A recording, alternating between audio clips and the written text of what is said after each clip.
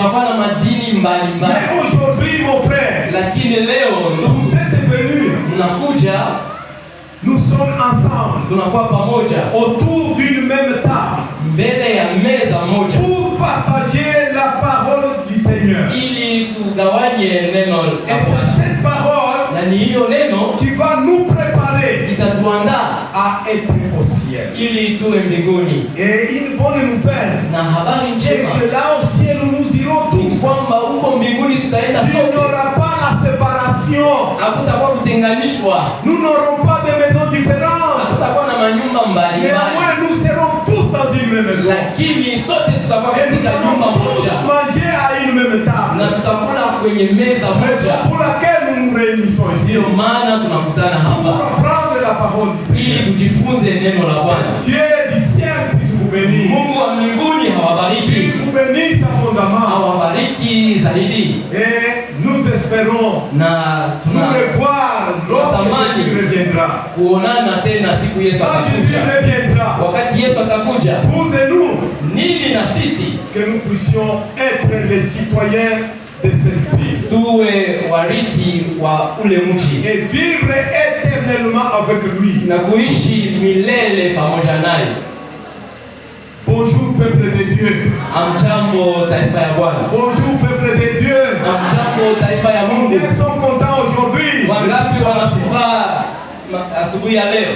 Soyez bénis vous tous. Barikiwe wote. Laissez-moi dire un grand merci à la chorale. La Niache grande niseme chorale. asante kubwa kwa kwaya kubwa. La grande chorale nous a prêché. Kwaya kubwa inatuhubiria. Il y aura une surprise Kutakuwa mastajabu dans la ville, katika mji, la ville de Jérusalem. mji wa Yerusalemu. J'ai retenu un mot là-bas. Nilishika neno moja Dans mle. cette ville, Katika huo mji il n'y aura pas de vieillards. hakutakuwa wazee, Tous nous serons des jeunes. wote tutakuwa ni vijana. Nous allons sauter. Tutaruka, Nous allons sauter. Il n'y tutaruka, aura pas de vieux. hakutakuwa wazee, Nous serons comme des enfants. sote tutakuwa kama watoto Et nous allons nous réjouir. na tutafurahi pamoja. Mon frère, ma soeur, Ndugu na dada, tout ce que nous faisons yote tunayoifanya ne dure pas éternellement. sio ya kudumu milele, Mais il y a une cité céleste. lakini kuna mji wa mbinguni Là où nous serons éternellement ambako tutakuwa kwa milele, en train de chanter, de louer notre Seigneur. tukiimba, tukimwabudu Bwana wetu. Quelle joie! Furaha gani! J'ai vu la réjouissance Niliona hiyo furaha parmi le peuple de Dieu. kati ya taifa ya Mungu, Ils étaient émerveillés de ce chant walifurahi kwa wimbo huu au point de sauter et aller rencontrer Jésus. kwa kiwango hata cha kuruka na kwenda kukutana na Yesu. Malheureusement, la cloche n'a pas encore sonné. Lakini ole kwa sababu kengele haijalia, Jésus n'est pas encore venu. Yesu asijakuja. Comme nous avons vu hier, Ni kama vile tulijifunza le jana, second avènement de Jésus, marejeo ya pili ya Yesu il va venir atakuja selon les 5 événements que nous avons vus. kufatana na ile shuhuda tano. Jésus ne peut pas venir en secret. Yesu asiwezi kuja kwa Mais siri. la Bible détaille comment il va revenir. Biblia inaonyesha namna gani atarudi. Comment là qu'il va revenir, Ni pale atakaporudi nous allons les rencontrer. tutakutana naye, Nous serons avec lui. tutakuwa pamoja Nous naye, allons sauter comme des petits enfants tutaruka kama watoto wadogo dans la ville de Jérusalem. katika mji wa Yerusalemu. Combien seront dans cette cité de Jérusalem? Wangapi watakuwa C'est là katika huo qui mji? disent que nous serons dans cette cité. Wale wanasema J'aimerais tutakuwa voir katika vos huo mji. mains. Alléluia. Mikono yenu. Alléluia. Amina. Soyez bénis, la grande chorale. Kwaya kubwa mbarikiwe. Le peu de temps qui nous reste, Kwa dakika chache tunayokuwa nayo, nous allons un peu parler quelque chose. tutazungumzia kitu fulani. Nous allons parler un tout petit peu. Tutazungumza kidogo. Je vais demander à mon lecteur, à mon interprète, Nitamsihi tafsiri wangu il va nous lire les versets clés de toutes ces 2 semaines. atasoma hiyo shairi kubwa ya majuma ya mawili, Actes des apôtres, Matendo ya Mitume chapitre 16 sura 16 et le verset 31. mstari wa 31.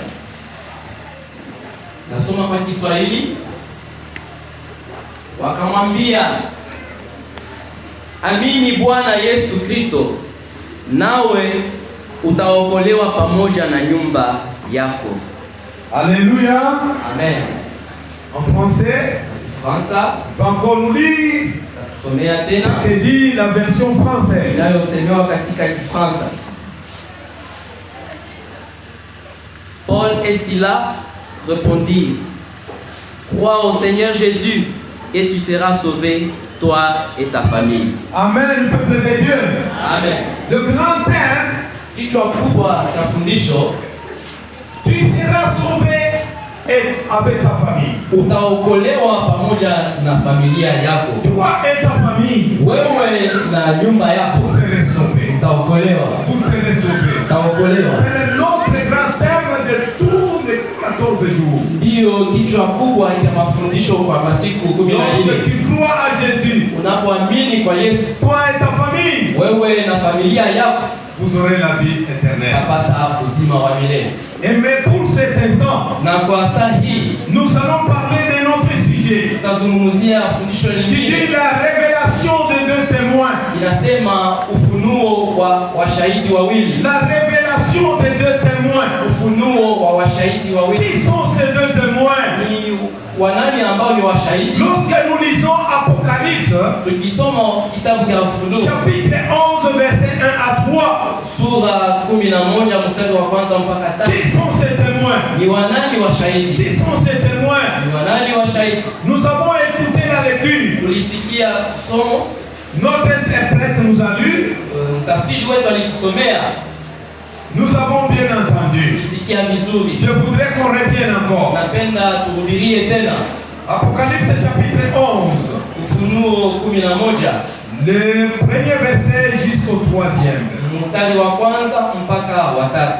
Que nous dit la Bible? Biblia inasema hivi: nikapewa unyasi kama kipimo. Malaika akasema, simama ukapime hekalu la Mungu na madhabahu na wale wanaoabudu ndani, na kiwanja kilicho nje ya hekalu la Mungu uache nje, wala usipime, kwa maana imetolewa kwa mataifa, nao watakanyanga mji mtakatifu miezi 42. Nami nitawapa washuhuda wangu wawili nguvu, nao watatoa unabii siku 1260, wamevikwa mavazi ya gunia. Alléluia, peuple de Dieu. Amen. Vous avez bien suivi la lecture. Unasikia vizuri Merci kusoma. pour la lecture, mon frère. Asante kwa kusoma ndugu. Ici, on nous a parlé de deux témoins. Hapa wanatusemezea washuhuda wawili. Qui sont ces deux témoins? Ni nani washuhuda wawili? Lorsque vous lisez le 3e verset, Kama unasoma mstari wa 3, je donnerai à mes deux témoins le pouvoir de prophétiser. nitawapa washuhuda wangu wawili nguvu ya kuweza Et ces kutabiri. deux témoins seront revêtus de sacs Na hawa washuhuda wawili watavaa gunia pendant 1260 jours. katika miaka 1260. Vous allez vous poser des questions. Mtajiswali, Qui sont ces deux témoins? ni nani washuhuda wawili? Alors que le sujet nous dit Na fundisho la na révélation de deux témoins. ufunuo ya washuhuda wawili. Et le verset 3 nous dit Na somo ces deux témoins, 3 on inasema va leur donner le pouvoir watapewa nguvu au de ushuhuda prophétiser ya kutabiri pendant le 1260 jours. siku 1260. Le 1260 jours Hiyo siku n'est autre 1260 que 42 mois. ni hiyo majuma mamiezi 42. Lorsque vous faites 42 fois 30, Kama unazidisha ile wingi wa makumi ine na ou mbili soit 1260 divisé par 30, unaizidisha mara makumi parce tatu, qu'un mois compte 30 jours. sababu mwezi moja ni siku makumi tatu. Quelque part, vous trouverez 1260.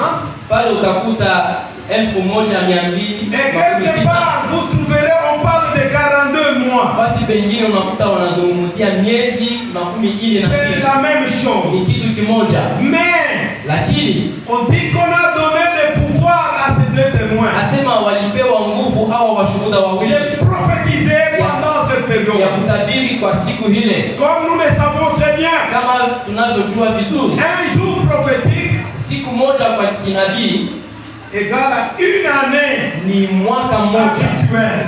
wa kawaida. Lorsque vous lisez Nombre chapitre 14 verset 34, Ukisoma kitabu cha Hesabu sura 14 mstari wa 34. et quand vous lisez aussi Ézéchiel chapitre 4 verset 6, Ukisoma pia Ezekieli 4 mstari wa 6, vous trouverez que utakuta kwamba un jour siku moja prophétique, kwa kinabii c'est une année. ni mwaka Les mmoja. deux témoins Hawa washuhuda ont eu wawili ce pouvoir walipewa ule de uwezo prophétiser ces 1260. ya kutabiria hiyo masiku Je ne suis pas 1200. là-bas parce que ça c'est une longue prophétie. Sina kule kwa sababu ni Mais ce qui nous intéresse ici, inayotuhusika c'est sisi de savoir les deux témoins ni ici. kujua hawa washuhuda wawili. Lorsque nous lisons le verset 4, Tukisoma sura ile mstari wa 4, nous allons voir qui sont ces deux témoins. tutaona ni wanani Nous washuhuda. sommes toujours dans la même question. Tunakuwa katika swali hile Ces hile, deux témoins,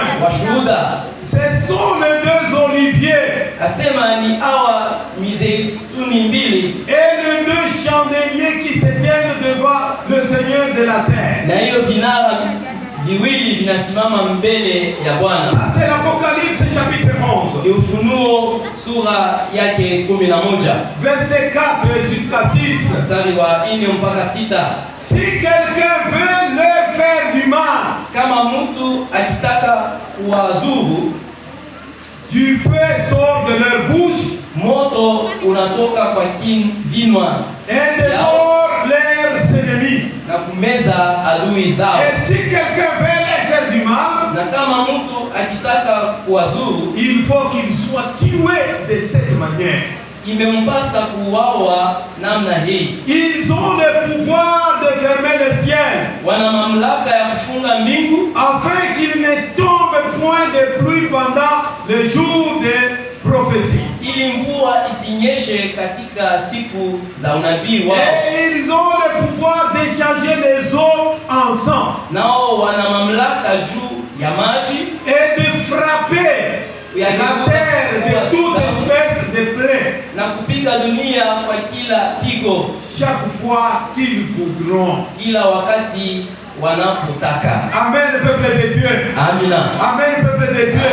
Nous voulons savoir les deux témoins. Tunapenda tujue hawa washuhuda wawili. La Bible est claire. Biblia ni wazi, Dit que ces deux témoins asema washuhuda wawili auront le pouvoir watapewa uwezo de prophétiser. ya kutabiria, Et ces deux témoins na hao washuhuda auront wawili le pouvoir watakuwa na uwezo de fermer le ciel pour qu'il ne pleuve pas. kufunga mbingu ili mvua isinyeshe. Et ces deux témoins Na hao washuhuda ont wawili le pouvoir wana uwezo d'échanger l'eau en sang kubadilisha maji au kuwa moment damu où ils voudront. kwa wakati watakaopenda. Chers frères et sœurs, Ndugu na dada, qui sont ces deux témoins ni nani washuhuda qui wawili ont le pouvoir wanao uwezo de fermer, d'arrêter la pluie? kusimamisha mvua? Et ils ont le pouvoir Wana uwezo de pia transformer l'eau en sang. kugeuza maji Vous kwa damu. avez besoin de connaître ces deux Na témoins. haja ya kujua hawa washuhuda Nous wawili. continuons, frères et sœurs. Tunaendelea ndugu na dada, Comme le verset 5 et 6. kama hapa mstari wa 5 na Nous dit 6 qu'ils ont le pouvoir de fermer le ciel nasema wana uwezo wa kufunga afin qu'il mbingu ne tombe point. ili mvua isinyeshe.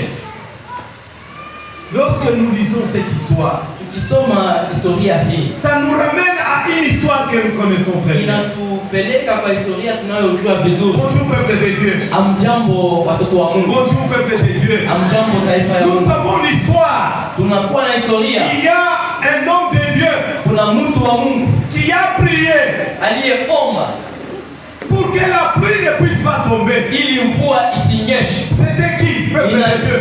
C'était qui? Ni nani taifa? Pour le lecteur de la Bible, Nini wasomaji wa c'était qui? Biblia?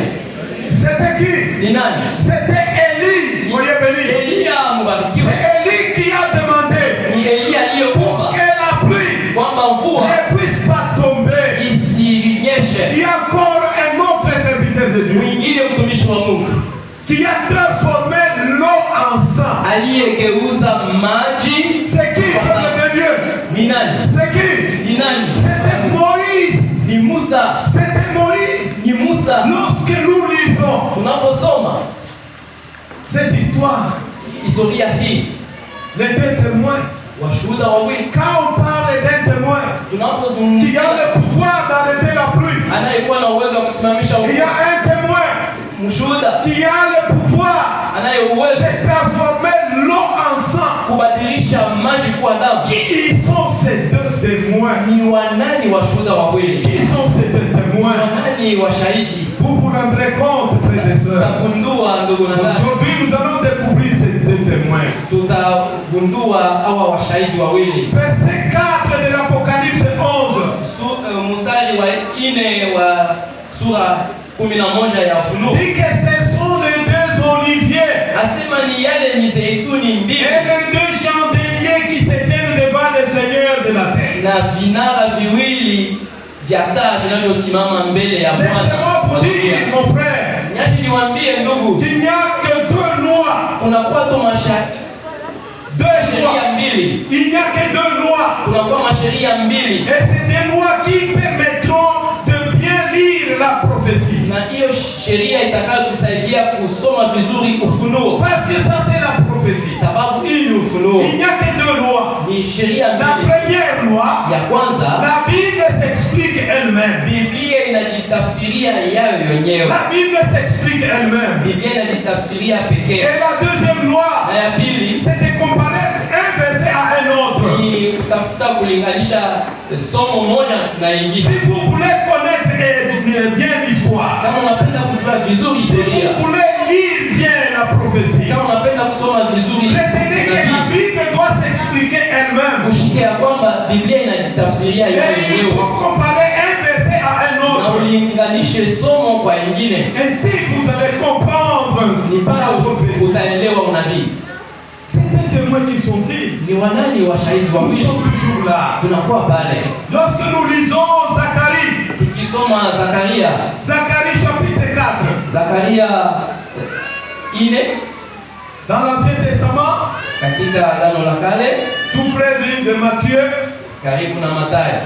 Zacharie chapitre 4 Zakaria 4 et le verset 2 à 6. mstari wa 2 mpaka Nous 6. sommes toujours à la recherche Tunakuwa de tukitafuta ces deux témoins. hawa washahidi. Est-ce qu'il y a quelqu'un qui a trouvé? Tunasoma kwa Kiswahili. Ok? Akaniambia, Oui. unaona nini?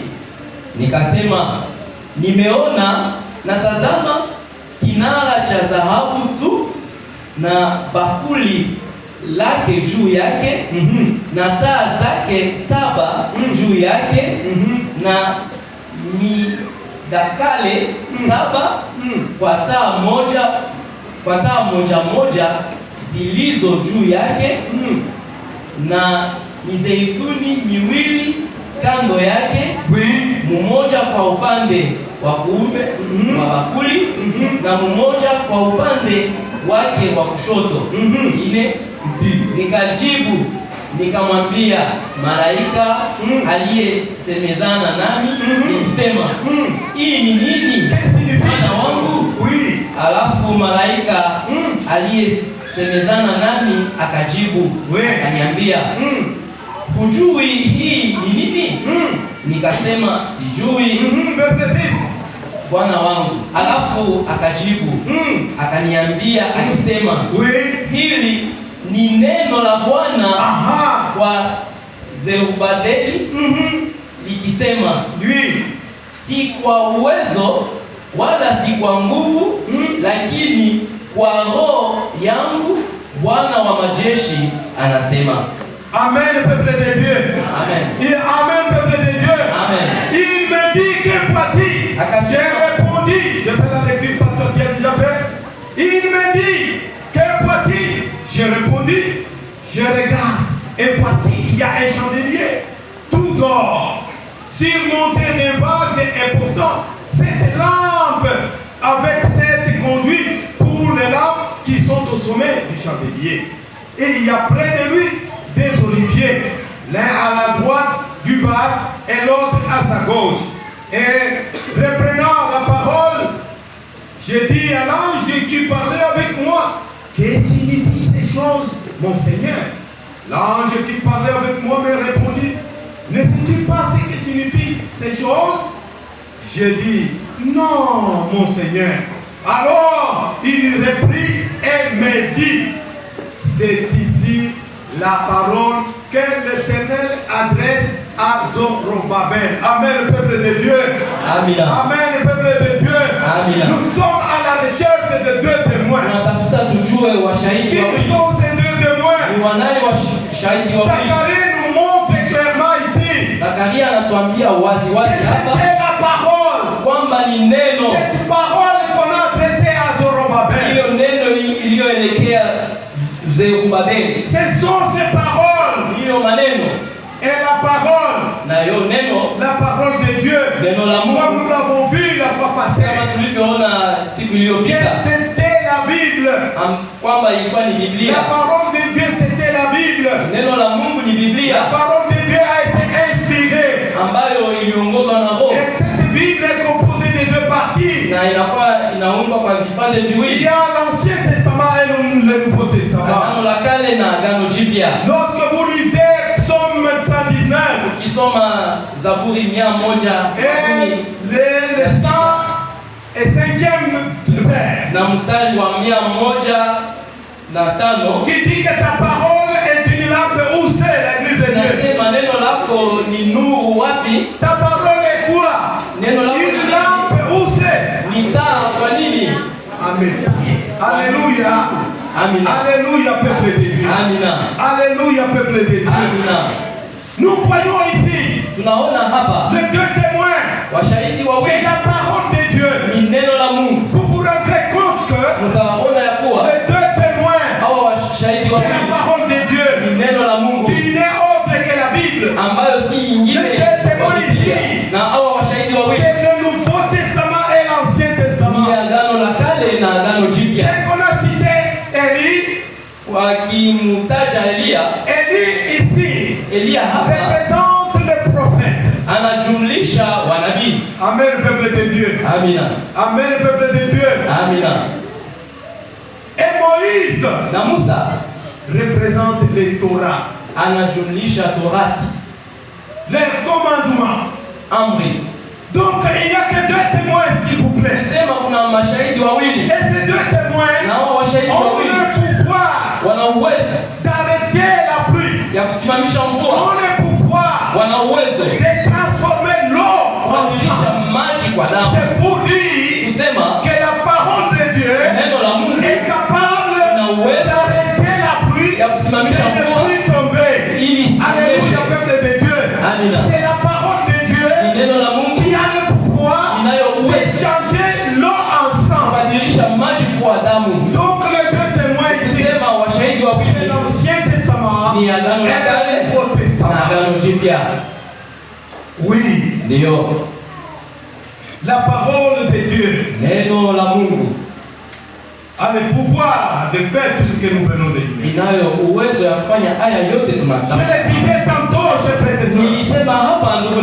Moïse,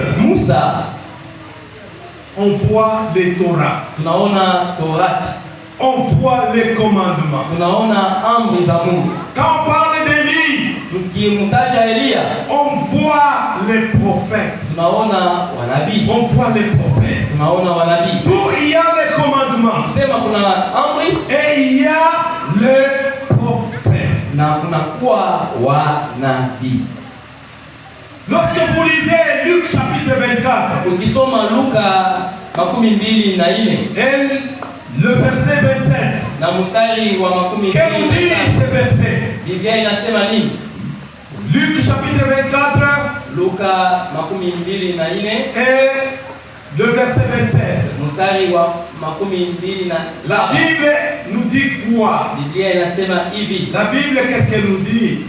akaanza toka kitabu cha Musa na manabii yote, akawaelezea maana ya maneno yote yaliyoandikwa juu yake.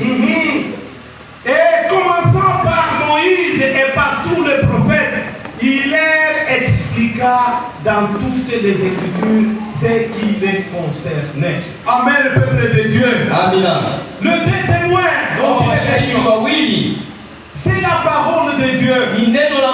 C'est l'Ancien Testament et le Nouveau Testament. Dans l'Ancien Testament, on voit Moïse. Et dans le Nouveau Testament, nous voyons Élie qui représente tous les prophètes.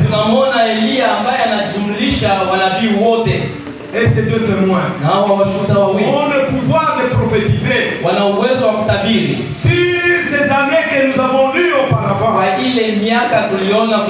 1260 ans ou 42 mois. Il y a eu un événement qui s'est passé à cette période. C'est les deux témoins qui avaient le pouvoir d'interpréter cela, de prophétiser sur cela. Donc c'est pour dire la parole de Dieu qui est capable de prophétiser. Et ces deux témoins ont prophétisé vêtus de sacs. Vêtus de sacs. Qui sont ces deux témoins? Frères et sœurs, lorsque vous lisez Apocalypse, chapitre 11, le même chapitre, et le 7e verset, que nous dit la Bible. L'Apocalypse, qu'est-ce qu'il est en train de nous dire? Chapitre 11, verset 7. Inasema hata watakapo maliza ushuhuda wao, yule nyama anayetoka katika shimo pasipo mwisho atafanya vita nao, naye atawashinda na kuwaua. Sincèrement, lorsque vous lisez ces versets, vous allez découvrir le témoin dont il est question. Quand ils auront achevé leur témoignage, la bête qui monte de l'abîme leur fera la guerre, les vaincra na kuwashinda et les tuera, na kuwaua, et les tuera, na kuwaua. Ces deux témoins seront combattus par cette bête. Kwa ule mnyama. Mais la Bible confirme na Biblia que cette bête kwamba ule mnyama va convaincre, atashinda, va convaincre, atashinda, et il va finir par les tuer. Na kuwaua. Qu'est-ce que cela signifie? Manake nini? Qu'est-ce que cela signifie? Manake nini? Lorsque vous lisez Jean 1er Jean, ukisoma Yohana wa kwanza, 1er Jean chapitre 3 verset 4, Yohana wa kwanza 3 mstari wa 4, il nous dit que le péché est la transgression de la loi. Ambaye inatuambia kwamba dhambi ni kuvunja sheria. Le péché est la transgression de la loi. Dhambi ni kuvunja sheria. Lorsque vous transgressez, kama unavunja sheria, vous péchiez. Unafanya dhambi. Vous péchiez. Unafanya dhambi. Et lorsque vous lisez Romains chapitre 4 verset 15, na ukisoma kitabu cha Waroma, qui nous dit que là où il n'y a pas la loi, il n'y a plus de transgression. Ni kusema hapana tena kuvunja. Là où il n'y a pas la loi, on ne parlera plus de la transgression. Hatutasemezea kuvunja amri. Mais on parle de la transgression. Tunasemezea kuvunja amri. S'il y a la loi, kama kuna et sheria, que quelqu'un va à l'encontre de cette loi, mtu anaenda pembeni ya sheria, on parle de la transgression. Pale tunasema kuvunja amri. Oui, nous savons, frères et sœurs. Ndio tunajua ndugu na dada. Au mont Sinaï, mlima Sinai. Au mont Sinaï, Dieu avait donné. Kule Sinai Mungu alileta à Moïse des tables de pierre alimpa Musa mawe mawili ya amri contenant son témoignage, ambayo ni ushuhuda wake, écrit par ses doigts. iliyoandikwa na vidole vyake. Lorsque vous lisez Exode 31, Ukisoma kitabu cha Kutoka verset 18, sura 31 31-18, mstari wa 19, que nous dit la Bible? inasema nini? Exode 31-18 Inasema nini? nous dit quoi? Exode 31-18. Oui. Oui. 31 verset 18. Nasema kwa Kiswahili, na wakati alipomaliza kuzungumza na Musa katika mlima Sinai, akamupa mbao mbili za ushuhuda, mbao mbili za mawe zilizoandikwa kwa kidole cha Mungu. Alléluia. Dieu lui a donné des tables de pierre. Mungu akampa mawe mawili ya amri. Les deux pierres, les deux tables de pierre. Hiyo mawe mawili sur lesquelles ambapo lui-même a utilisé son doigt comme le stylo. Yeye mwenyewe alitumia kidole chake kama kalamu. Pourquoi il a utilisé son doigt? Sababu kani alitumia kidole chake? Pourquoi ne pas utiliser l'encre? Sababu kani asitumie kalamu? Parce qu'il savait que sababu alijua lorsqu'il utiliserait l'encre, kama angetumia kalamu, ça s'effacerait, ingezimishwa. Mais quand il écrit avec son doigt, lakini akiandika na kidole chake mwenyewe, que ça demeure éternellement. Ili idumu milele. C'est pourquoi il a utilisé son doigt. Ndio maana alitumia kidole chake. Lorsque vous lisez Exode chapitre 20, ukisoma Kutoka sura 12 verset 3 à 17, mstari wa 3 mpaka 17, il y a maintenant les écrits qu'il a écrit lui-même. Pale tunapatikana maandiko aliyoandika mwenyewe. Le premier écrit, ya kwanza, il a écrit tu n'auras pas d'autre Dieu devant moi. Asema usiwe na miungu mingine ila mimi. Deuxième écrit, ya pili, tu ne te feras point d'image taillée, usijifanyie sanamu ni ya de kuchonga représentation quelconque wala de choses kilicho mbinguni qui sont au ou dans le ciel, wala duniani qui sont en bas sur la terre. wala ndani ya maji na dunia. Tu ne te prosterneras point devant elle. Usisujudie Et mbele tu ne yake les serviras point. na hautakitumikia. Le troisième écrit, ya tatu, tu ne prendras point le nom de l'Éternel ton Dieu en vain. usitaje jina la Mungu wako bure.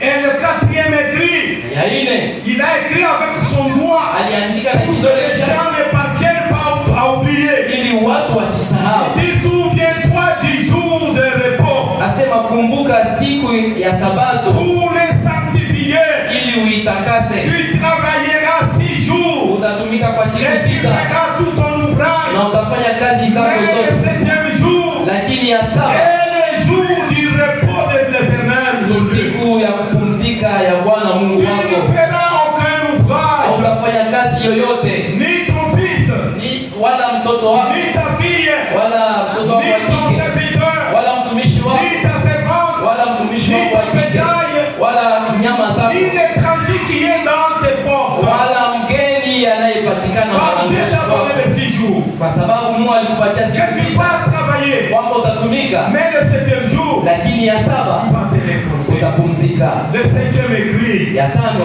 il a écrit avec son doigt, aliyoandika honore kidole ton chake, père et ta mère, heshimu baba na mama afin yako que tes jours se prolongent dans le pays que ili le siku zako Seigneur. zipate kuwa nyingi katika nchi Bwana Mungu wako Le amekupa. 7e écrit, Saba, tu ne tueras point. usiue, Tu ne tueras point. usiue. Le 7e écrit, Ya saba, tu ne commettras point d'adultère. usizini. Et le 8e écrit, Ya mnane, tu ne déroberas point. usiibe. 9e écrit, Ya tisa, tu ne porteras point de faux témoignages contre ton prochain. usishuhudie jirani yako uongo. Contre ton prochain. Jirani yako, Contre ton prochain. jirani yako. Tu es le 10e écrit. na ya 10, tu ne convoiteras point la maison de ton prochain. usitamani nyumba ya jirani Tu ne yako, convoiteras point la femme de ton prochain. usitamani mke wa jirani yako, Car la femme de ton prochain, sababu mke wa jirani yako c'est un champ de épines. ni shamba la miba, C'est un champ de épines. shamba la miba, C'est un champ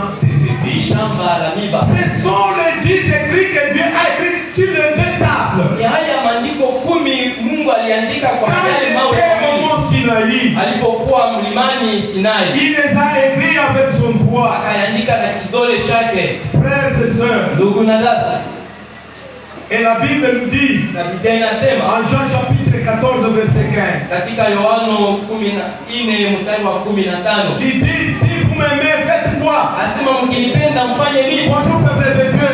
Amjambo taifa la Il dit Mungu. que si vous m'aimez, vous faites quoi? Mungu anasema tukimpenda tufanye nini? Gardez mes quoi? Mes Tuchunge commandements. nini? Aimer Dieu, Kumpenda Mungu, c'est garder ses commandements. kuchunga amri Et zake, ces commandements, na amri zake nous venons de nous voir. tunatokea Et mkuyaona, c'est ce qui prouve que nous l'aimons. na nini inaonyesha kwamba tunampenda, C'est ce qui prouve que nous l'aimons. inaonyesha kwamba tunampenda.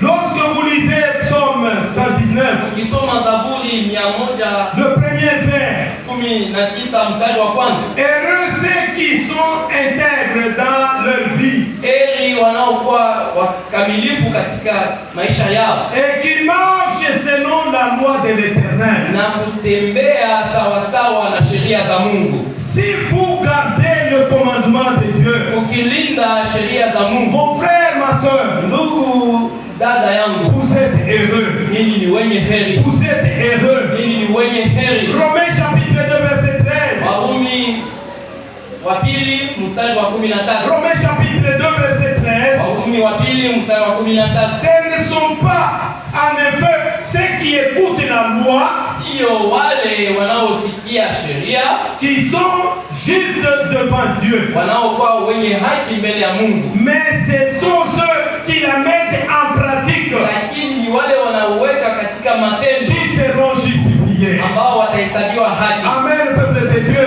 Amina. Ce n'est pas seulement écouter les 10 commandements de Dieu. Sio tu kusikia sheria ya Mungu, Ce n'est pas seulement écouter les 10 commandements de Dieu, sio tu kusikia amri 10 za Mungu, mais c'est là qu'ils le mettent en pratique. lakini wale wanaitia katika Si matendo. vous mettez en pratique Kama unatia katika les matendo écrits de Dieu maandiko ya qui Mungu sont sur les tables, ambayo yanapatikana kwenye alors vous serez justifiés. bali utahesabiwa Vous haki, serez justifiés. utapata haki yako. Lorsque vous lisez Matthieu chapitre 22, Ukisoma Mathayo 22 verset 36 à 40, mstari wa 13 nous parle de ces deux tables, inatuzungumzia yale mawe mawili, les deux commandements maamri mbili qui dépendent de toute la loi que Dieu a écrite ambayo inajumlisha sheria zote Mungu et qui aliandika, dépendent de tous les prophètes.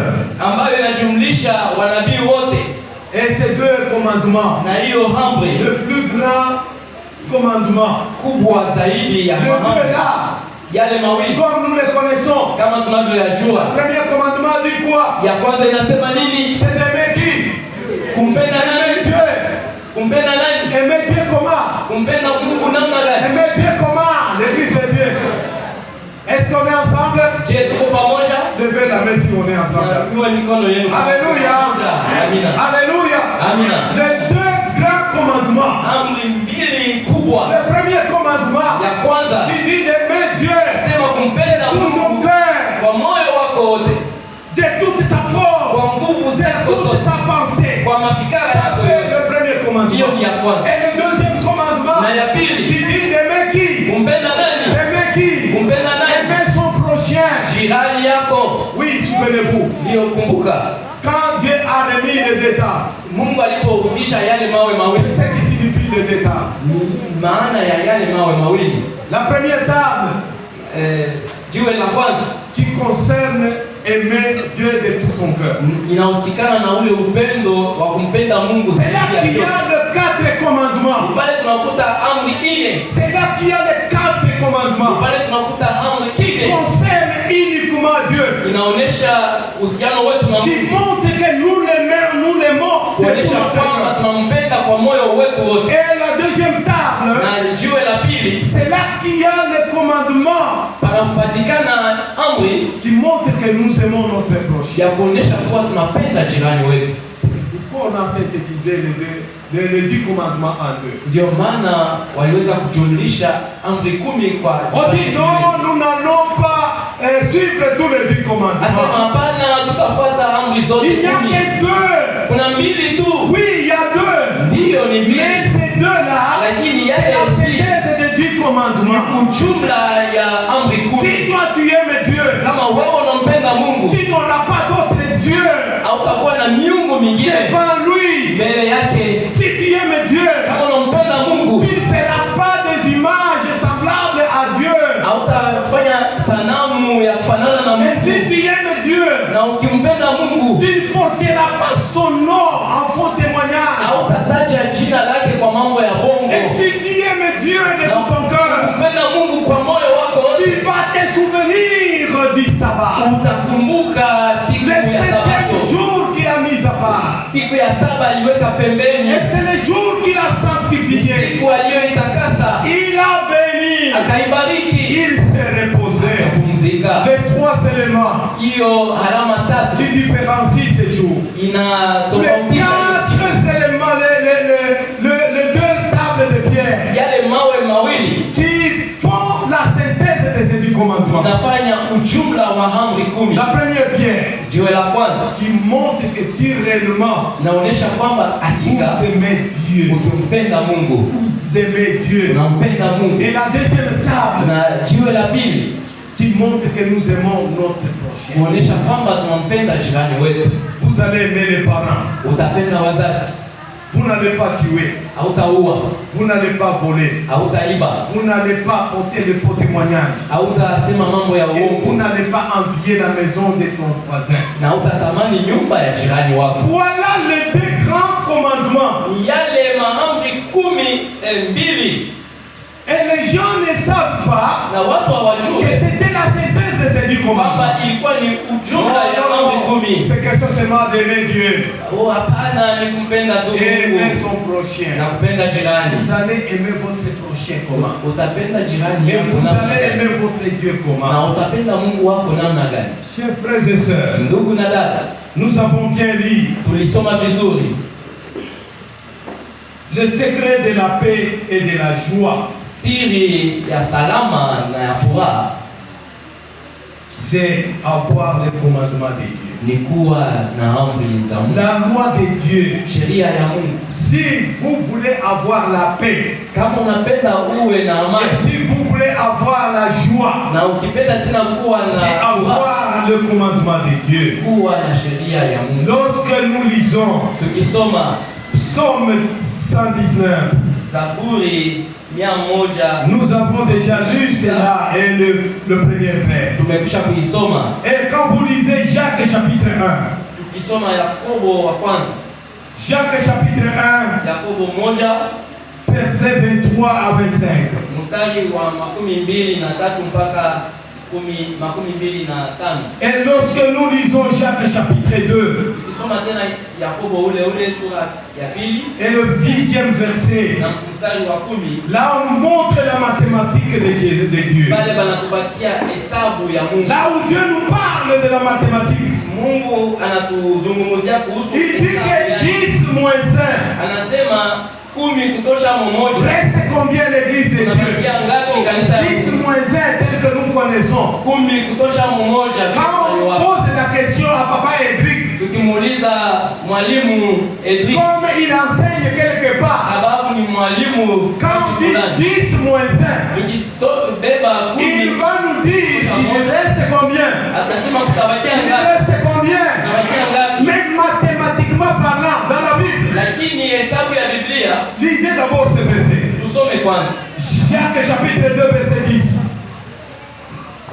Maana mtu anayeshika sheria yote lakini akakosa katika neno moja tu, amekosa juu ya yote. 10 moins 1 reste combien? 10 kutosha moja inabakia ngapi? 10 moins 1 reste combien? 10 kutosha moja inabakia ngapi? C'est Dieu. Kwa Mungu il ne reste pas 9. haiko 9. Beaucoup de gens, Wengi ya watu c'est compliqué pour rien. wanajivuruka. Ils disent que chez Dieu, Asema kwa Mungu, quand vous y enlevez seulement un seul commandement, ukitosha tu moja, il restera 9.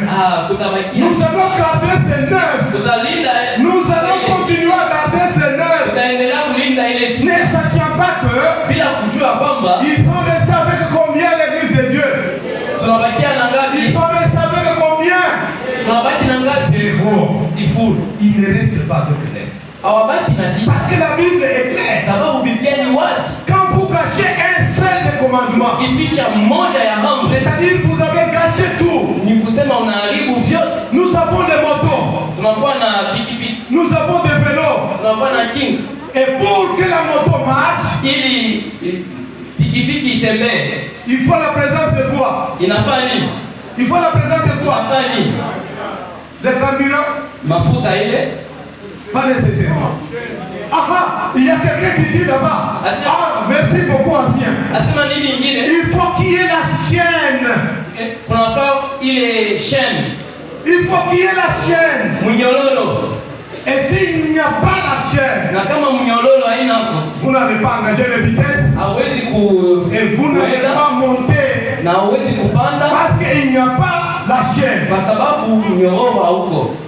Quand la moto roule, Kama pikipiki c'est itembea, la présence de la chaîne. ni uwepo ya mnyororo. Imaginez quand vous enlevez Fikiria un ukiondoa maillon de cette chaîne, kiungo kimoja cha mnyororo, vous y enlevez un maillon unatosha kiungo de kimoja cette chaîne, ya mnyororo, qu'est-ce que la moto deviendra? pikipiki itakuwa na hali gani? La moto ne pourra jamais rouler. Pikipiki haitatembea Bien qu'il y a beaucoup de maillons, japokuwa mais kuna vous y kiungo avez vingi, enlevé seulement un seul. lakini unaondoa tu La moto ne peut pas rouler. pikipiki haiwezi Il kuenda. en est de même avec la loi de Dieu. Hivyo hivyo na sheria ya Mungu, Dans ce que Dieu a écrit, kwa yale Mungu aliandika, vous y enlevez seulement un. unaondoa Vous kimoja, avez gâché tout. unaharibu vyote, Vous avez gâché tout. unaharibu C'est vyote. ce que dit Jacques. Ni yale Yakobo anasema. Chers frères et sœurs, Ndugu na dada, chers frères et sœurs, ndugu na dada, pour citer, kwa kumaliza lisez Jean, tusome Yohana, 1er Jean, Yohana wa kwanza, 1er Jean chapitre 2, Yohana wa kwanza sura ya pili verset 3 et verset 4. mstari wa 3 na wa 4. Que nous dit ce verset? Na hivi tunajua ya kuwa tumemjua yeye ikiwa tunashika amri zake. Yeye anayesema nimemjua wala ashiki amri zake ni muongo, wala kweli si ndani yake. Alléluia, peuple de Dieu. Amen. Est-ce qu'il y a quelqu'un qui a la version française? Oui, il peut nous aider. Écoutez ce que dit la Bible. 3 dit ceci, si nous gardons ces commandements, par là nous savons que nous l'avons connu. Celui qui dit je l'ai connu et qui ne garde pas ses commandements, il est qui? Est un menteur. Il est qui? Et la vérité n'est point en lui. Alléluia, peuple de Dieu. Amen. Ce n'est pas moi qui dis, Si mimi anayesema, mais c'est la Bible qui dit. lakini ni Biblia inasema. Tout celui qui dit Yeyote anayesema je connais Dieu namjua Mungu, et qui ne garde pas les commandements, lakini asichunge amri zake, celui-là est appelé menteur. ule anaitwa muongo. Or, en Jérusalem, Na katika Yerusalemu les menteurs n'auront pas part. waongo hawatakuwa Les nafasi, menteurs n'entreront pas en Jérusalem. waongo hawataingia katika Les Yerusalemu, menteurs n'auront pas le temps d'y entrer. waongo hawatapata Ils nafasi, n'ont pas la chance d'y entrer et chanter, sauter comme des enfants. hawana na hiyo bahati ya kuingia na kwenda kuimba na kuruka kama watoto Mais kidogo. beaucoup de gens ces derniers temps, Watu wengi wakati ils disent que nous connaissons Dieu. wanasema tunamjua Nous Mungu, les connaissons. tunamjua C'est lui qui a créé les cieux et la terre. yeye aliyeumba mbingu C'est na lui qui dunia, a créé moi. yeye aliyeniumba. Mais ça ne suffit pas, mon frère, ma soeur. Lakini haitoshe. La Bible est en train de dire, Biblia inasema c'est Lorsque nous gardons les commandements, Ni pale tunachunga amri. c'est à ce moment-là Ni pale que nous dirons que nous l'avons connu. tutasema ya kuwa tunamjua. Mais si nous ne gardons pas les commandements de Lakini Dieu, kama hatuchunge amri 10 za Mungu, qu'on dise nous les connaissons, tuseme tunamjua, nous sommes des menteurs. tunakuwa waongo. Nous sommes des menteurs. Sisi ni waongo. Alors que les menteurs Na wakati ule waongo n'entreront pas au ciel. hawataingia mbinguni. Les menteurs n'entreront pas au ciel. Waongo hawataingia mbinguni. Seuls ceux-là qui gardent la loi de Dieu. Ila tu wanaoshika sheria za Mungu. Seuls ceux-là qui gardent le commandement de Dieu. Ila tu wanaoshika Ce sheria za sont Mungu. ceux-là qui mettent en pratique toutes ces paroles. Ni wale wanaotia katika matendo maneno haya yote. Ça ne suffit pas seulement d'écouter, Haitoshe tu kusikia, mais c'est de mettre en pratique. lakini kutia katika Ce matendo. qui fera que Ni ile itafanya kuwa soyez appelés citoyens uwe uitwe mrithi wa ufalme wa mbinguni. du royaume céleste. Ufalme wa mbinguni. Nous avons vu les deux témoins. Tunaona hawa Et washahidi les wawili deux témoins na washahidi wawili qui ont été combattus. waliopiganishwa. Lorsque vous continuez avec l'histoire, Ukiendelea na historia, c'est-à-dire la loi de Dieu kusema sheria ya a Mungu été combattue ilipigwa vita par le diable, kwa shetani, par le Satan. kwa shetani. Il a combattu ces deux témoins. Alipiga Il vita, a combattu la parole alipiga vita neno la Mungu jusqu'à le tuer. mpaka kummaliza. Mais Lakini qui est ce témoin qui a été pendu?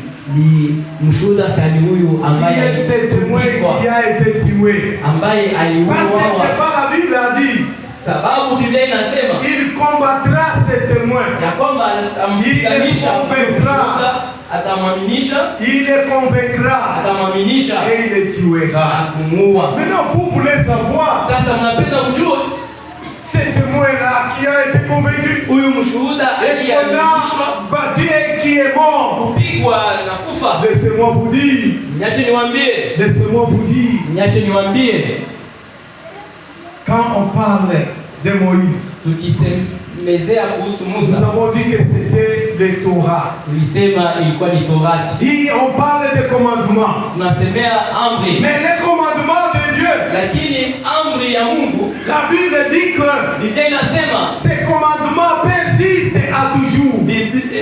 amri hiyo inadumu kwa milele. Quelque part, il y avait aussi des commandements de Moïse. Kulikuwa na amri za Musa, Le commandement de Dieu amri za Mungu était dans un coffre. ilikuwa katika sanduku, Mais le commandement de Moïse lakini ya Musa était à côté de ce coffre. ilikuwa pembeni ya ile Et sanduku. maintenant, quand le diable a combattu ces deux témoins, Wakati shetani alipiga vita washahidi wawili, il a convaincu aliaminisha la loi cérémonielle. ile sheria ya ibada. C'est pourquoi quand Jésus était cloué sur le bois infâme, Ndiyo maana Kristo alipotundikwa kwa msalaba, c'est-à-dire il a accompli ce qui était dit dans la loi de Moïse. kusema alitimiza ile ilisemewa katika amri ya Musa, Mais il n'a pas détruit ce que Dieu a écrit avec son doigt. lakini asikubomoa ile Mungu aliandika na kidole chake mwenyewe. Mon frère, ma soeur, Ndugu yangu, dada nous yangu, avons vu les deux témoins. tunaona washuhuda wawili. Qui sont ces deux témoins? Ni nani washuhuda wawili?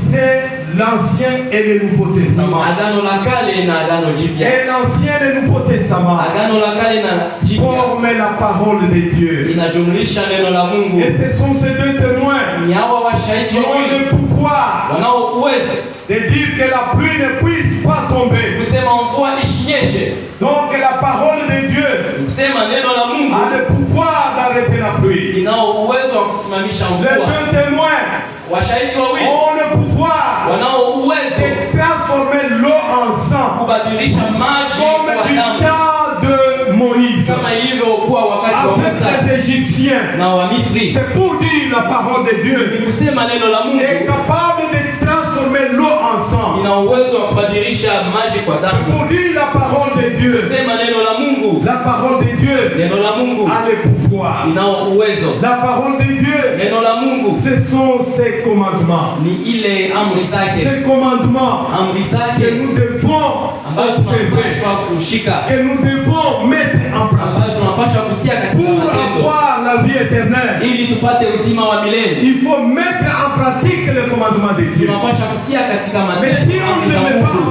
en pratique, lakini kama tuweke kwa nous matendo, serons voués à l'échec. sisi ni wa Nous kushindwa n'avons pas l'accès à la cité céleste. na tutapata urithi wa ufalme wa mbinguni.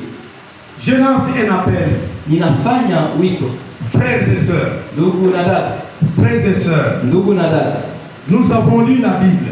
tunasoma Biblia C'est à travers l'observation des commandements kupitia kushika amri que nous serons reconnus que nous sommes les enfants de Dieu. tutahesabiwa kuwa watoto wa Mungu.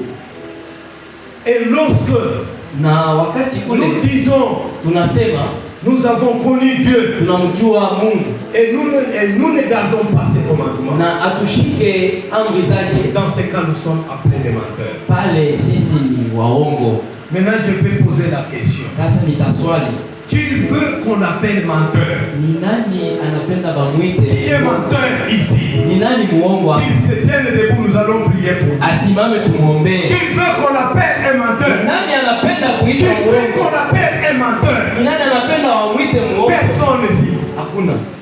Je ne vois personne. Sione mtu hapa. Je ne vois personne. Sione mtu. Je change la question. Sasa ninabadilisha swali hapa. Combien d'entre nous Wangapi kati yetu veulent wanapenda appeler, kuitwa comme les enfants de Dieu, kama watoto wa Mungu, qui gardent les commandements, wanaoshika amri, qui gardent les commandements de Dieu, wanaoshika amri za Mungu, qu'ils se lèvent là où ils sont. wasimame pale Et nous walipo allons prier. na tukawaombea. C'est là qui disent que Wale wanaosema nous ne voulons pas qu'on nous appelle des menteurs. hatupende Nous ne watuite voulons pas waongo, qu'on nous appelle des menteurs. hatupende watuite Parce que waongo, nous sommes prêts à garder les commandements de Dieu. kushika amri za Tous Mungu, les commandements de Dieu. amri zote za Mungu, Nous ne voulons pas qu'on nous appelle comme des menteurs. watuite waongo. Merci beaucoup. Merci de vous avoir tenu debout. Asante sana kwa Merci beaucoup. Parce que vous avez pris un bon engagement. sababu mnachukua maamuzi mzuri. Vous avez pris un bon engagement. Vous ne voulez pas qu'on vous appelle des menteurs. Napenda wawaite Mais waongo, vous voulez qu'on vous appelle. napenda wawaite, Vous voulez qu'on vous appelle napenda wawaite les enfants de Dieu. watoto wa Mungu. Mais être enfant de Dieu, Kuwa mtoto wa Mungu, c'est garder ses commandements. kuchunga amri zake. Maintenant, frères et sœurs, Sasa ndugu na le dada, moment est arrivé. wakati unafika, Lorsque nous avons pris les deux témoins, wakati tuliona shahidi il y a autre que l'Ancien et le Nouveau Testament. Agano la Kale na Agano Jipya, Et nous avons vu que l'Ancien Testament tunasema Agano la Kale était représenté par Moïse, inajumlisha kuna Musa, qui ne autre que les commandements. Et nous avons vu Élie, na tuliona Elia qui représente tous les prophètes. ambaye anajumlisha Ce wanafunzi. sont ces deux témoins qui ont le pouvoir. Ni wale wanafanya hilo. Maintenant, mon frère, ma Sasa soeur, ndugu yangu, dada yangu, le moment est venu wakati unafika où je vais lancer un appel. ambao nitafanya wito, Je vais lancer un appel. nitafanya wito, Je vais lancer un appel. nitafanya wito.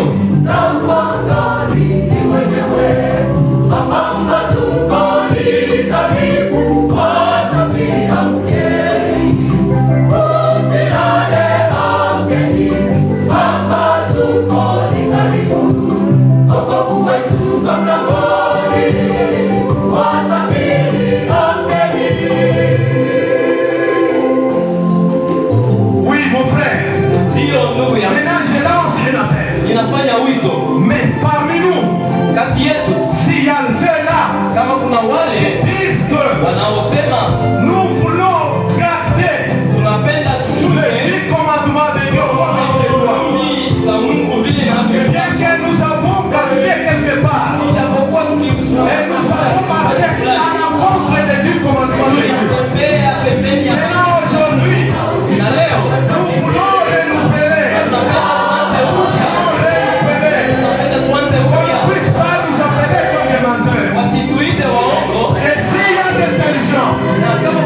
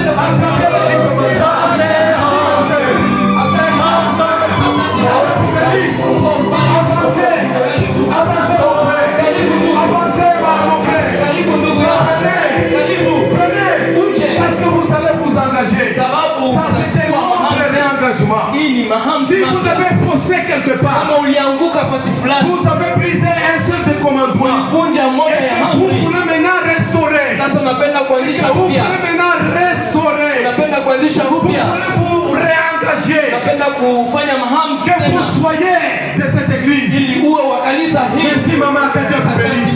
Merci, que Dieu vous bénisse. Maman, Père, renouvelé. Mama anapenda kwanza S'il y upya. a encore un autre qui veut renouveler, Anapenda kuanzisha merci upya. beaucoup maman, que Dieu vous Asante bénisse. mama, Mungu akubariki. Merci maman, que Dieu vous bénisse. Asante, Mungu akubariki. S'il y a encore un autre Kama kuna qui veut mwingine renouveler, anapenda kuanzisha c'est le upya, moment de ni venir. wakati. Marchez, Tembea, marchez. tembea. Venez, nous allons prier. Karibu Nous tutaomba. allons prier avec vous. Tutaomba pamoja Nous nao. allons prier avec vous. Tutaomba pamoja Je nao. sais que Najua il y a encore d'autres kuna wengine qui quelque part ils savaient, ambao fasi fulani ils ont trébuché, walianguka, ils ont trébuché walianguka conformément aux 10 commandements. kufuatana na sheria ya Maintenant le Mungu. moment est venu. Sasa wakati unafika, Vous voulez maintenant tunapenda restaurer. kuanzisha upya. Passez devant. Karibu Passez kumbele, devant mon frère. pita kumbele, Passez devant mon frère. pita kumbele ndugu Passez yangu, devant mon frère. pita kumbele Nous ndugu allons yangu. prier avec vous. Tutaomba pamoja nao, Priez pour vous. tutaomba pamoja S'il y a nao. encore quelqu'un d'autre, Mwingine marchez. anapenda kutembea, aje, aje, aje, Sans hésitation. bila kusitasita, Passez devant. pita mbele, Ce n'est qu'une prière. niombi tu, Nous allons prier tutaomba avec vous. pamoja nawe. Je sais que Najua vous n'avez pas bien gardé les 10 commandements. kulinda sheria za Vous Mungu, n'avez pas bien gardé les 10 commandements. kulinda vizuri sheria Mais za que Mungu. vous voulez Sasa mnapenda renouveler, kuanzisha upya, mon frère, ndugu yangu, ma soeur, dada yangu, vous qui êtes derrière, ili wanaokuwa nyuma, vous qui êtes ili derrière, wanaokuwa nyuma, marchez, tembea, marchez, tembea, venez, karibu. Dieu vous entend. Jésus est en train de vous appeler. Yesu anawaita, Venez à lui, kujeni kwake, venez à lui. kujeni kwake. Nous allons prier avec vous. Tutaomba. Est-ce qu'il y a encore un autre Kuna mwingine qui va s'adhérer au Saint-Esprit? atajiunga na kikundi Nous avons une équipe des anciens. tunakuwa na wazee pale. Venez, mon frère. Karibu, karibu, karibu, karibu. Ilitolewa kwa ajili yako na ilitolewa kwa ajili yako. Pokea neema bure toka kwa Mungu Baba. Neema iliyoshuka ilisafisha njia ya wokovu. Ilitolewa na Mungu Baba kwa wenye dhambi. Neema ya bure juu yangu. Ilitolewa kwa ajili yangu na ilitolewa kwa ajili yako. Pokea neema bure toka kwa Mungu Baba. Oui, mon frère, ma soeur, Ndio ndugu yangu, dada yangu, je voudrais vous demander napenda niwaombe si kama tout au long de votre parcours, kwa mwenendo wako wote vous avez trébuché quelque part ulianguka nafasi fulani et que maintenant vous voulez revenir à Christ, na sasa unapenda kumhudilia Kristo demandez pardon à Jésus. na kuomba msamaha kwa Yesu, kwamba J'ai brisé votre commandement. nilivunja sheria yako, Et maintenant je voudrais réintégrer. sasa ninapenda Je niingie, voudrais que tu me pardonnes. napenda unisamehe. Maintenant l'appel est lancé à tout le monde. Wito ni kwa watu wote, L'appel est lancé à tout le monde. wito ni kwa watu wote. Lorsque je vais inviter les serviteurs de Dieu, Utakapoita mtumishi wa Mungu Pasteur Koulanda, Pasta Kulanda il va passer devant. atapita hapa Il mbele, va nous bénir. atatubariki, Il va nous bénir. atatubariki. Si, mon frère, Kama ndugu yangu, à moins que Moyo wangu kuwa vous dites que unasema moi je garde les 10 commandements, mimi nalinda je sheria les zako, garde parfaitement. nilisha vizuri, Je les garde parfaitement. Mais si vous avez faussé quelque part, lakini kama ulivunjika moja, je t'invite mon frère, karibu ndugu yangu, déplacez. upite kufanya, Venez, karibu. venez. Merci, merci ma soeur. Merci ma soeur. Asante dada. Merci ma soeur. Asante. Tout celui qui reconnaît, Ule yeyote anayeamini il va briser quelque part. ya kwamba alivunja, asante. Asante. Mungu akubariki.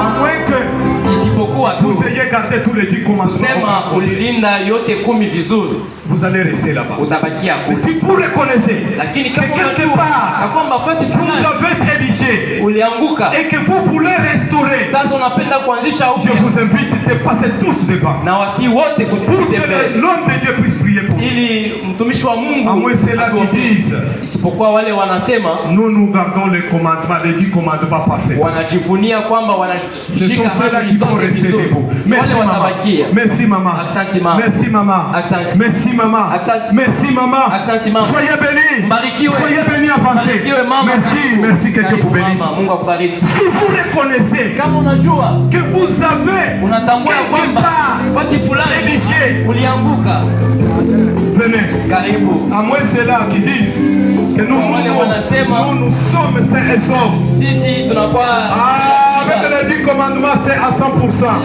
ni sawa sawa À na 10 sheria. commandements, nous sommes quittes. Merci beaucoup mon frère. Merci beaucoup mon frère. Que Dieu vous bénisse. Passez devant parce qu'il y a l'homme de Dieu. Mupite kumbele Il sababu va prier. Mungu atatuombea. Passez devant mes frères et Pita sœurs. kumbele ndugu yangu na dada Quand yangu. vous restez là-bas, Ukibakia kule les gens vont dire, watu watasema voilà les saints. watakatifu ndio wale. Ils gardent parfaitement les 10 commandements. Wanalinda sawa sawa za Mungu. Wakati ule Des fois en regardant, mara kwa kulinda, des fois en regardant, mara kwa kuangalia, nous pouvons envier. eti kutamania. Tout ça c'est des péchés. Ile yote ni masafi. Venez mes chers frères et sœurs. Karibu, Venez mes chers frères et sœurs. karibu kuna nafasi. Invitons, approchez-y. Karibu kuna nafasi hapa. Venez ici, venez ici. Venez ici, venez ici. Parce que l'homme de Dieu va prier pour nous. Sababu mtumishi wa Mungu Venez ici. karibu. Venez, vous êtes ici. Venez, merci beaucoup. Venez. Laissez la place aux autres.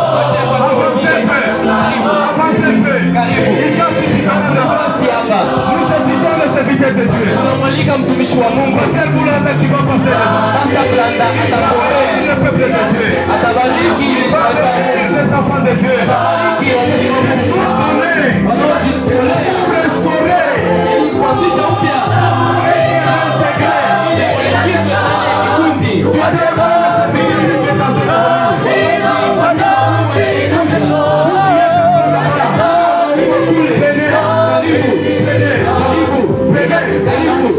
Venez mes frères et sœurs. Venez, vous allez passer à la chair. Vous allez passer à la chair. Il va bénir les enfants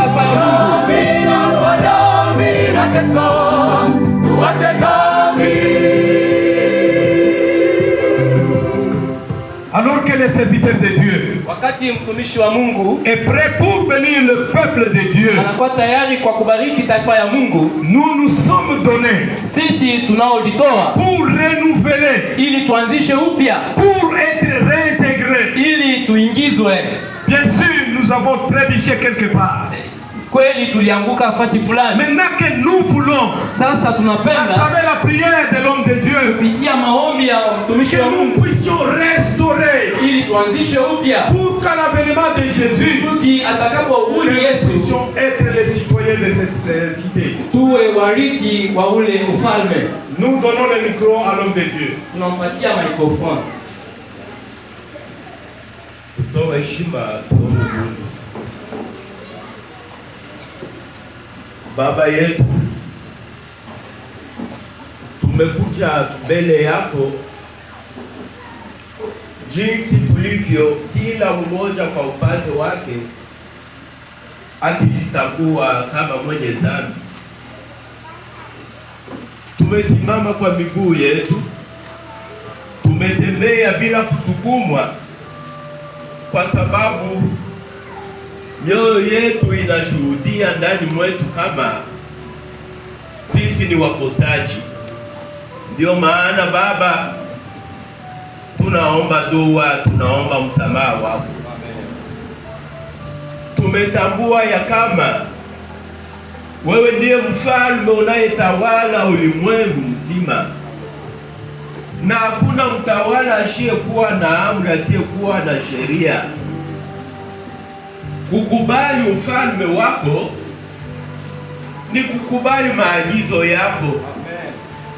Ni kushika amri yako. Hatuwezi sema kama wewe ni mfalme wetu huku tunapinga sheria ambayo ni kielelezo cha mapenzi yako. Ndio maana tumekuja Baba jinsi tulivyo.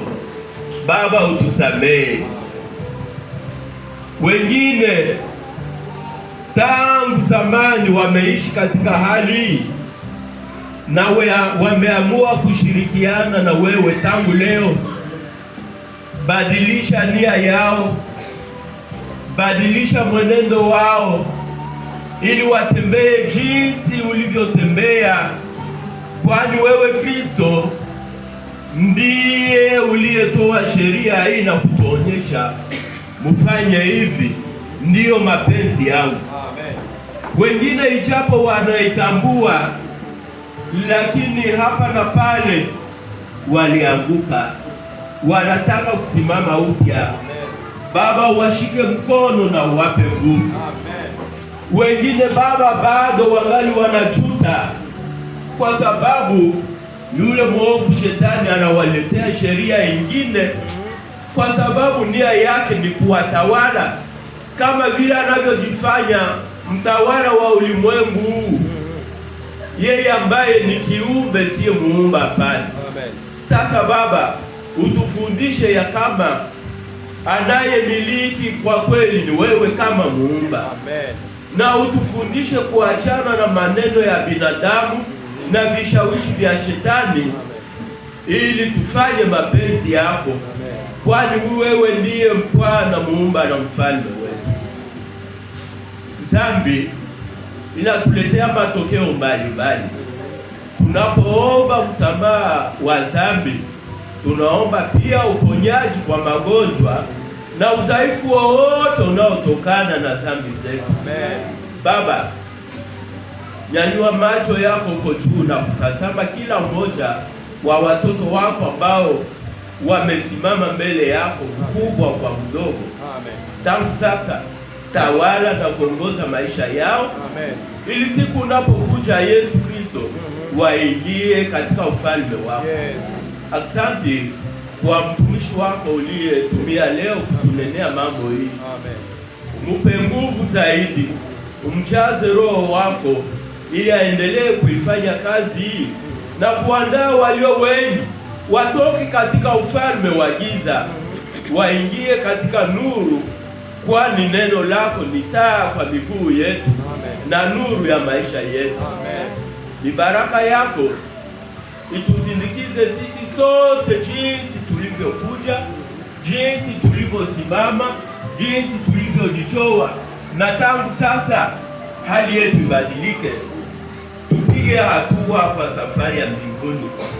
Tunaombea kanisa lako, tunaombea mikutano hii inayoendelea na mipango yote, katika jina la Yesu Kristo Bwana na Mwokozi wetu.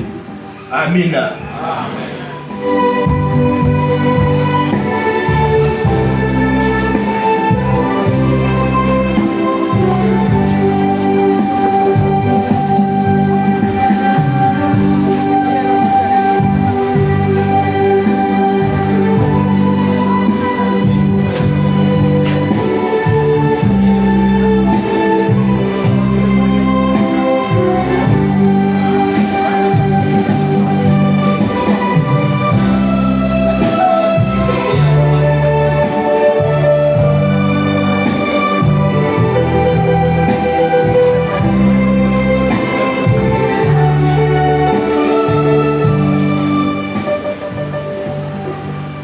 Que l'Éternel puisse vous bénir. Bwana Mungu awabariki Pour tous wote qui avaient donné la vie à Jésus. ambao wanatoa maisha yao